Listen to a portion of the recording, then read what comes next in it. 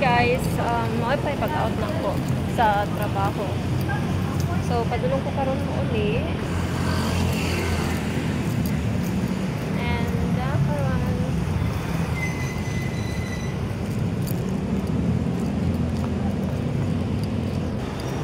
So, alas 10 kape na karon. Anya. Gikan tayo ko nag-overtime. So, dapat 6:45 ang akong out. And anyway, I'm currently working at Cebu City as a call center agent.